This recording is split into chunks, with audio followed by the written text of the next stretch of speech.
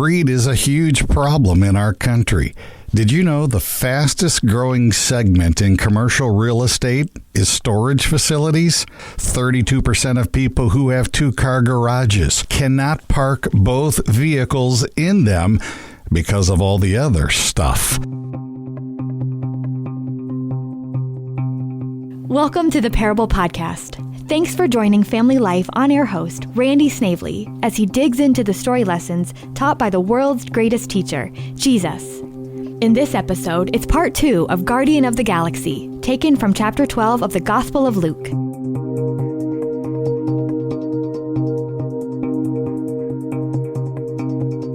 Now the man in this parable did nothing unethical or illegal to obtain his wealth. He's rich, and there's nothing wrong with that. But clearly, he did not heed Jesus' warning to guard against all kinds of greed. He had no sentries posted. His reaction to becoming rich tells us he had no guardrails set up to prevent a wreck. Once again, Jesus uses something the people were familiar with as a background for his story: farming. This man must have had the mother of all bumper crops. He was blown away by how rich he had suddenly become, and greed took over. 9 times in verses 16 through 19, he uses the words I and my. And one other time, he uses the word you to refer to himself. As soon as he became wealthy, the only thing that concerned him was me, myself, and I. You know, if you think about it, greed is something that is taught to us when we are young. I remember playing the game of life as a kid, and then I played it with my kids. The winner of that game is not the person who finishes first. No, it's the person who ends up with the most money. Monopoly's the same way. So is the game of Risk and several others. That mindset is drilled into us at an early age, and it continues as we become adults. Many of us look at the amount of money a job will pay as the only factor in whether or not we'll take the job. No wonder we need to have sentries in our lives. No wonder Jesus said, be on your guard against all kinds of greed. According to the Bible, greed makes us unclean. Mark 7, verses 21 through 23 states, For from within, out of men's hearts come evil thoughts, sexual immorality, theft, murder, adultery, greed, malice, deceit, lewdness, envy, slander, arrogance, and folly. All these evils come from inside and make a man unclean. Romans 1:29 says, The godless have become filled with every kind of wickedness, evil, greed, and depravity. And Ephesians 5:3 warns us that there should not even be a hint of greed among us. Why? Because these are improper for God's holy people.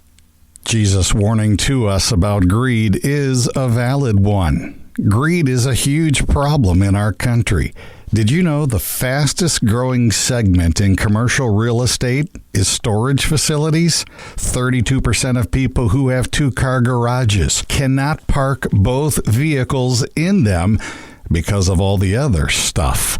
Of all the children in the world, 3.7% live in the U.S. Only 3.7%. Yet they have nearly half of all the books and toys.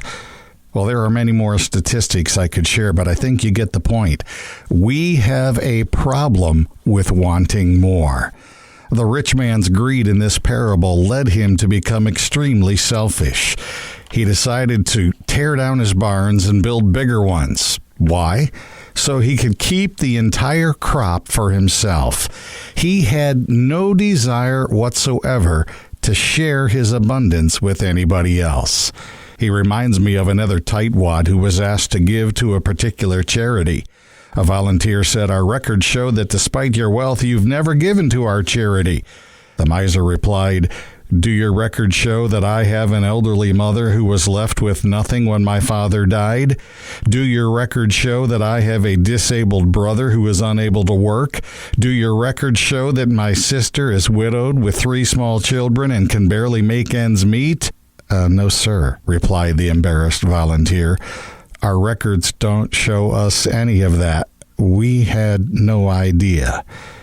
To which the selfish grouch said, I don't give to any of them, so why should I give anything to you? Oh, again, let me say the issue is not about possessions. It's not about whether we are rich or poor. The issue is your focus. If it's on self all the time, then we will not be able to do what Hebrews 13:16 tells us to do. Do not neglect to do well and to share what you have, for such sacrifices are pleasing to God. Greed prevents us from obeying the second greatest commandment, to love our neighbor as ourself.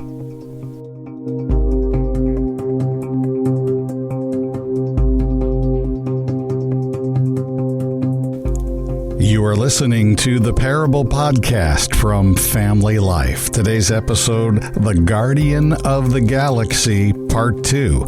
It's taken from Luke 12, verses 15 through 21. This man's greed not only made him selfish, it has also turned him into a hedonist.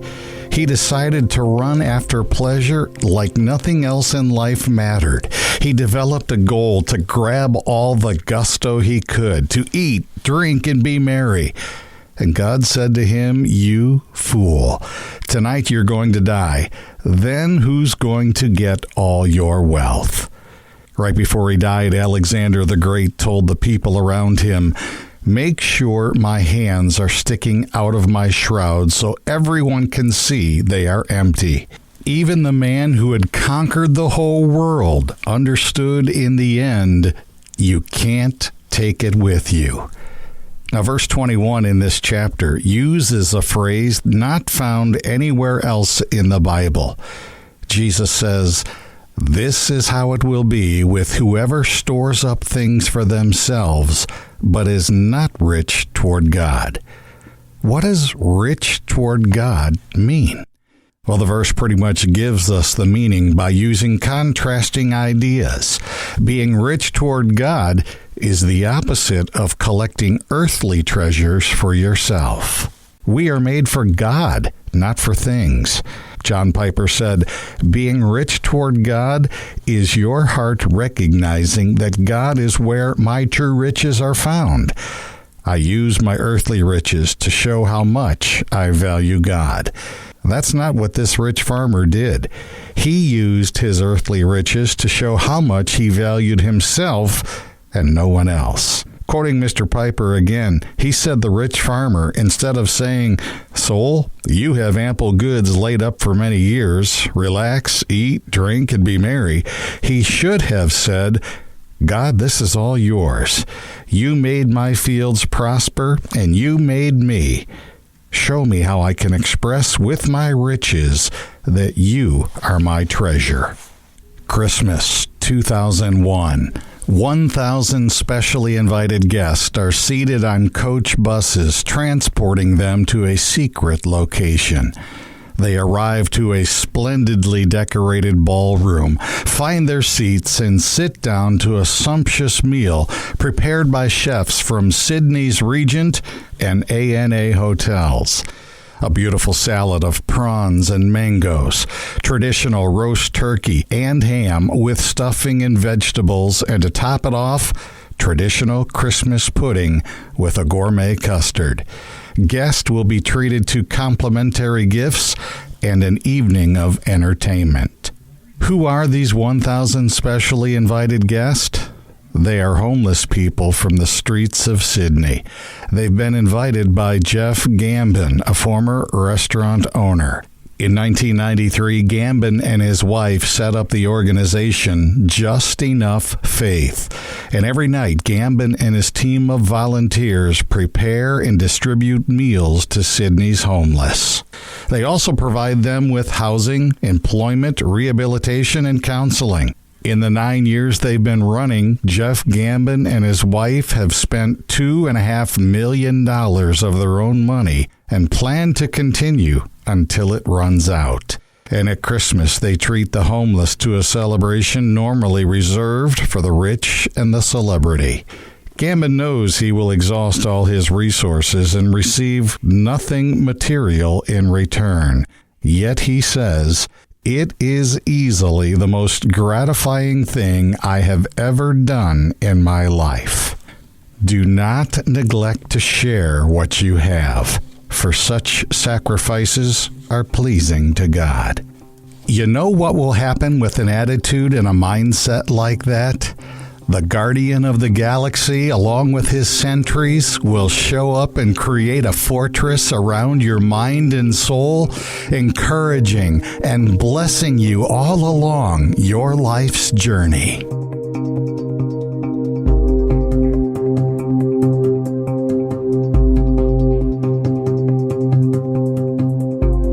This has been the Parable Podcast with Randy Snavely. Click the subscribe button so you'll know when new episodes are released. And be sure to check out Family Life's other original podcasts, including If That Makes Sense, Therese Talk, and Rise Up with Steve, Therese, and Tim. Family Life is a listener-supported ministry.